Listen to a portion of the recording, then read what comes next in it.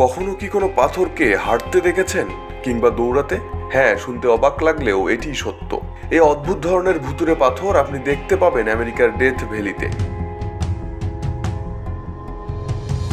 Death ভ্যালির Bangla অর্থ দাঁড়ায় মৃত্যু উপত্যকা। শুধু নামে নয়, বাস্তবেও এটি মৃত্যু উপত্যকা। এই এলাকাটি পরিচিত পৃথিবীর অন্যতম বিপজ্জনক উষ্ণ অঞ্চল হিসেবে। আবহাওয়া অফিসের নথি বলছে 2022-এর গ্রীষ্মের তাপমাত্রা ছিল 130 ডিগ্রি ফারেনহাইট। উষ্ণতার গিনেস রেকর্ডও আছে ডেথ ভ্যালির। 1930 সালের তাপমাত্রা পৌঁছেছিল 56.7 ডিগ্রি সেলসিয়াস বা 134 ডিগ্রি ফারেনহাইটে, যা পৃথিবীর রেকর্ডের সর্বোচ্চ তাপমাত্রা। আর বছরের গড় তাপমাত্রা 47 ডিগ্রি। এখানে বৃষ্টি হয় না বললেই চলে। সব মিলিয়ে প্রাণহীন উপত্যকা এটি। উদ্ভিদ ও প্রাণীর বাঁচার ন্যূনতম রসদও নেই এখানে। এখানের বালি, কাকর, পাথর, ন্যাড়া পাহাড় সবই যেন এক একটি মৃত্যুকূপ। কারণ হিসেবে বলা যায় এখানের পাথরের কথা। পাথর একদিকে স্থির থাকবে এটাই স্বাভাবিক, কিন্তু এখানকার পাথরগুলো কখনোই একদিকে স্থির থাকে না। 1 থেকে 300 কেজি ওজনের পাথর 1000 ফুট দূরত্ব পর্যন্ত ছোটাছুটি করে। জায়গাটা আসলে একটি জলশূন্য হ্রদ, নাম রেস্ট্রাক প্লায়া।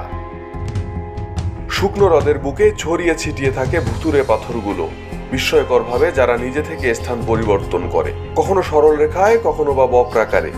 এমনও হয় যে দুটি পাথর সমান্তরালে গিয়ে দিক পরিবর্তন করলো। এমনকি পুরনো অবস্থানেও ফিরে আসে কোনো কোনো পাথর। বালির উপরে পাথরের দাগ দেখে প্রমাণ মিলে বিরাট চেহারার পাথরগুলো একটু আগে ছোটাছুটি করে খানিকটা বিশ্রাম নিচ্ছে।